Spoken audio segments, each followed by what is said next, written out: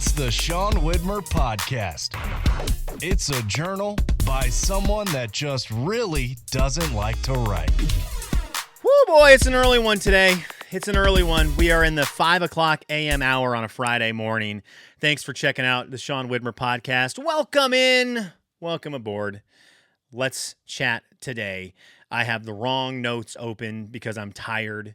Let's get to the notes for today's show. Today we're going to talk about driving. Did I miss a spot shaving right here for those of you watching on YouTube and Spotify?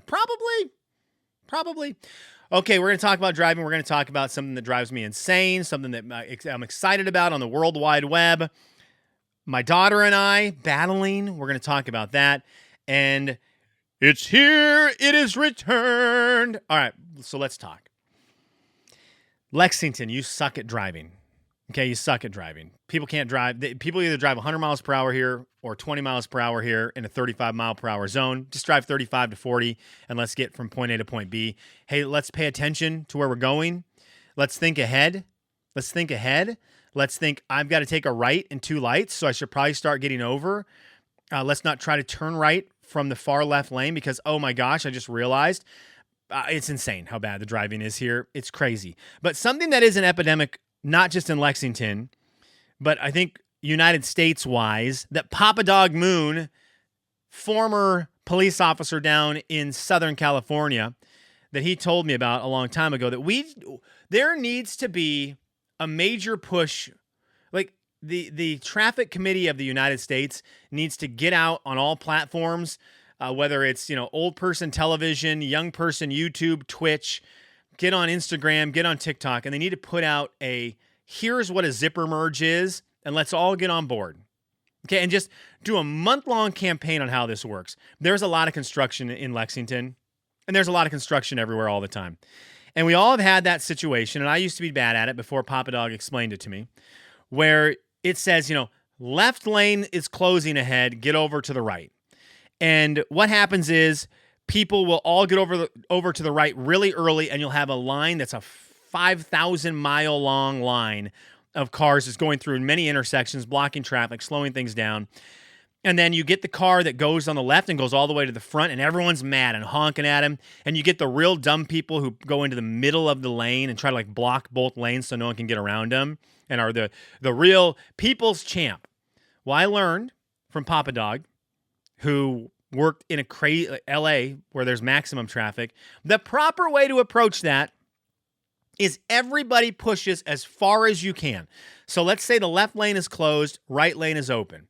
Right lane, everyone's getting over, but the left lane doesn't need to get over 2 miles back. Drive all the way up to the very front, and then one by one, boom, boom, boom, boom, zipper merge. That's what it's called. Right lane, left lane, right lane, left lane, right lane, left lane. One by one, you get through this construction area, and it's going to maximize efficiency. You're not going to be blocked back as far as you think it's not going to block people back 3 miles, and it's going to be quick as long as people are paying attention. Right, left, right, left, right, left, right, left, zipper merge. Nobody does it here in Lexington. And they did it in Spokane for a while. There was a bridge that was under construction for the longest time. People were doing non-zipper merge, and it was backing up forever. And finally, someone caught on that zipper merge works, and they moved into right, left, and it made my commute from north to south, picking up my children a long time ago. It sped it up by 10 to 15 minutes. So can we just get a national push for zipper merge? And don't be the person who blocks middle lanes. Don't be mad about people who are speeding past you. In fact, get behind them. If everyone just pushes to the front, right, left, we got it. So, Traffic Department of the United States, let's just do a major push. Get on TikTok, get on Instagram, get on Facebook, get on YouTube, get on Jeopardy, and just run click it and ticket commercials, how to zipper merge. And we'll solve it. So that bothers me. Can I tell you another thing that bothers me? I'm just gonna admit it. It bothers me. I think I tried to pretend like it didn't for a long time. I'm just gonna tell you. Red notification bubbles on my phone are the bane of my existence. I think for a long time I tried to be cool, it doesn't bother me that I have 1,000 emails on that bubble. That's cool. Look how many emails I have. Oh, I've got 30 unread text messages. look at this. So cool. In reality, I hate it. I hate these notification bubbles. I went through and deleted a bunch of apps because I couldn't figure out what it would take to get the notifications to stop. So I just started deleting apps because I can't handle the red bubbles. So I just want to say shout out to Apple for causing that chaos in my brain, and I just wanted to get it out there in the open. I'm anti-red bubble, but you got to have them because you got to know when you miss stuff. All right, dad mode today. My wife's been out of town, so yesterday, today, sending my daughter off to school, kindergarten. It's a big deal. You want to make sure she's presentable. It's not like just sending her off to the cousin's house or grandma's house. I really have to dial in on figuring out her hair because I've got okay with it the last 2 days, but it was such a cop-out move. Both days, I just brushed it out so it was huge, poofy, and long, flowing, and then we just put, what are those things called? Headband. Put a headband on top, and I sent her to school, and I said, best of luck, partner. And it looked okay as she left the door, but I heard yesterday from someone who was at the school that my sister-in-law, she was like, boy, Olivia, I saw her after recess, and she was looking rugged, like she had been having a good time. And I thought, man, that probably also has to do with the fact that when you don't do her hair right, it can get really out of control. So I got to dial in on something. I know I've talked about this before, but now that she's getting older, I got to figure out how to use the twisty tie things, the rubber bands. I got to figure out how to maybe do a braid. I'm going to have to learn 2 or 3 hairstyles. The problem with my daughter is if you touch her hair, she screams bloody murder. She says everything hurts. If you brush her hair, it kills. Now, I know that can't be true because I've seen other parents, and I've seen with my sister growing up when my mom would do her hair. My mom would pull my sister's hair so tight, I thought she was going to try to pull it out of her head, and my sister would just sit there.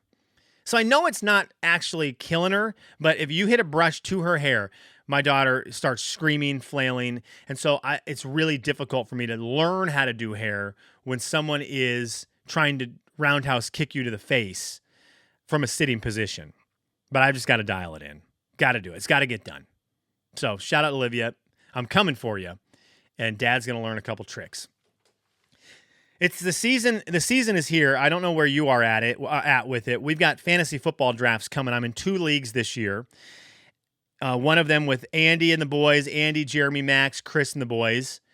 That one will be fun. I'm realizing how little I like non-money leagues anymore. It used to be fun to be in non-money leagues. It's a non-money league, so we're playing for pride. I really struggle with that. I'm way more likely to lose interest when there's no money involved. I just don't have it like I used to, where I'm just fueled by going against my friends. I think we've done this league for 15 years or whatever it is. And so the novelty of beating Max in a week is over. The novelty of like getting beat and losing the league without really any penance or without any penalties, it's just, I'm kind of over it. So I'm excited for that league, but there are no financial backing to it. Kind of takes away from it. My league with Walter, that one's got money to it. I'm real excited about that one.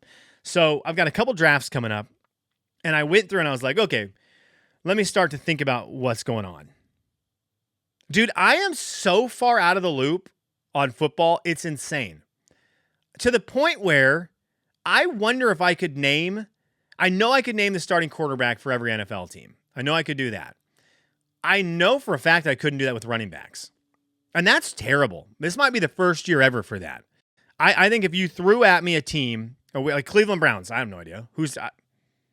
I have no clue who their starting running back is. None. Is Chase Brown on the Bengals? I'm in a bad spot. And what that means is I'm going to be at the will of the pre-draft rankings from whatever site we use. I'm going to be at the mercy of their analysis, which really isn't fun.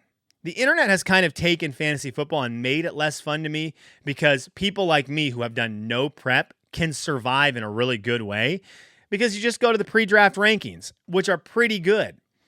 And there was that time back in the day where you had just had, this is early 2000s, we had the Athlon Sports, and they might have had a pre-ranking thing, but mainly they just had all the rosters.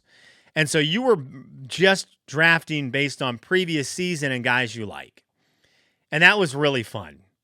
Now it's just like, okay, what does the computer recommend? What are the next 5 picks coming up? Do I like any of those guys? Do I need a wide receiver or a running back? Okay, I'll take that guy. I've never heard of him in my life, but I'll take him. So I'm excited for these drafts. I'm very unprepared. I'm going to be fueled by the experts' analysis in my drafts this year. I'm not too thrilled about that. Maybe this weekend I sit down one of the nights and I really just dive into reading a couple preseason articles, making sure I go through every team's depth chart, and knowing your top 2 wide receivers, your starting running back, and your quarterback at minimum for every team. I mean, I feel like I'm about to forget mascots at this point. Could I even go through and name all the teams? Yeah, I can do that. Don't even joke about that. Come on. Of course I can go through and name all the teams. All right, let's nerd out to finish the podcast off. Kelly's, what are you into? So it's been a big announcement this week in the nerd world, Dungeons and Dragons world. Critical Role. I don't know if you haven't heard of this. Obviously, why would you? You don't know that world, but it's kind of trickled into the mainstream. They've got a big show on Amazon, Vox Machina, that's super huge and mainstream. These are people who play Dungeons and Dragons on YouTube. Their personal site Beacon every Thursday night, and they've been doing this for 10 years now. They are a multi-million-dollar operation. They are getting ready to do their 4th campaign. These campaigns are like 100 some episodes long. Each episode is 4 hours. I think if you went in and watched season 1 and you started it today, right now, whenever you're listening to it, you would not finish it. You would have to run straight through 19 days of content. So pretty much over half a month it would take you to nonstop watch season 1. These are huge undertakings. So season 4 is going to start October 2nd. Great jumping on point for people. And a ton of news came out about it. But some of the stuff that's cool is that if this has been something you've been interested in at all, if you've seen like the articles about Dimension 20, another actual play podcast, selling out Madison Square Garden, these people blowing up on of course YouTube, Twitch, but also on like some main screen television stuff, cable TV stuff. A lot of documentaries covering these things. If it's been something you've like looked at and said, what is this? You can restart with this season 4 because unlike previous seasons, early seasons don't matter. So if you watch season 3, they would do throwbacks to season 1 and season 2 that could confuse you. This is brand new. This is start at square one. You can start at season 4 and not have to know anything that's happened so far in the thousands and thousands of hours of content from Critical Role. So it's kind of a big deal. Are they my favorite one of these things, actual plays? No. But are they really good? Yes, I do love them. And I'm excited for this new season. But I just recommend if this is something you've seen and were interested in at all, you have a jumping in point now. This is for the first time in 10 years you've had a clean slate jumping in point, so do it if you were interested. October 2nd, season 4, campaign 4 of Critical Role starts off. New person running the game. I'm serious on a note where if you look at, you go, I don't know anything about these worlds. If you look at the picture of Matt Mercer and Brennan Lee Mulligan, you've probably seen them on a timeline somewhere because they're big news stories. So you've probably seen a pop culture news story that had their faces, and you're like, oh, that's what they do? Okay, cool. A new guy running the game this campaign, and he's my personal favorite at doing it. So that's also kind of cool. You can get on board with the guy who I think does it better than anyone, Brennan Lee Mulligan. There you go. Okay, let's do some comments and get out of here today. My daughter's going to wake up, and I'm going to have to ship her off. I'm going to have to wrestle her hair and ship her off to school, and we'll see how that goes. Do we have any comments on Spotify? Let's start there. We do. Kimmers says this. Totally unrelated to anything. This just popped into my head. Whatever happened to the game that you and Brandon were creating, Brandon Tyler and I were creating. And thanks for the update. I hate bats. They give me the creeps. I mean, And I mean, seriously, who wants rabies? Right. Not me. I don't. Eject. I don't think it's ever going to actually be made. I have a ton of copies. We'll see. Maybe someday. We got really far into it, ran into a situation where it's like the weird things can happen when you try to start a business with your friends, and things were getting a little like there's some animosity, probably mostly my fault. And we broke off the group, and we stopped making it. And that's just the real honest truth about Eject the card game. It still rules. Maybe someday Tyler Brandon and I will open up our phones and one of the guys will have texted and said, let's do it. Who knows? Spokane, but that's the story there, Kimmers. Spokane Ian said this, not Sean's start to becoming Batman. When I started to actually know you, it was funny because I'd text Erica, hey, tune in to Jay and Kevin. Slim did XYZ. She said there's someone else. She's like, they said someone else, bruh. That's 1,000% him. It's his personality and what he does. She'd respond back, are you sure it's not you? Okay, what he's talking about there is we would do things where we would tell stories. We would not put a name behind it. It was about me. And we just wouldn't want to bury me with the story of being dumb. So we'd blame it on some other fake name. And Ian sniffed right through that. But I think enough people didn't. That I dodged a couple bullets here and there. So thank you, Ian. Aunt Yvonne says, I was hoping those were those were the candies I tried. What are they called again? Poucho or something? Bats seem good for the bugs, but not the poop. Hope it doesn't come back to scare you and the family. Also, hopefully the spendy paint works too. Give us an update. I will. The paint came in. I got to get up on the ladder. I got to paint this area. I will let you know what's happened. I will tell you in the last 3 days, the bat has not been back with the light on. But I'm still going to paint it, but the bat has not been around. That's been kind of nice, not having the bat around. Let's go over to YouTube. YouTube.com/YouTube.com. I don't know what my YouTube channel is. Bommarooski. Go over to Sean'sLife.com. There's a link to the podcast there. Did we get any comments on YouTube? Roberta said this. Ooh, scored a shout out. Of course.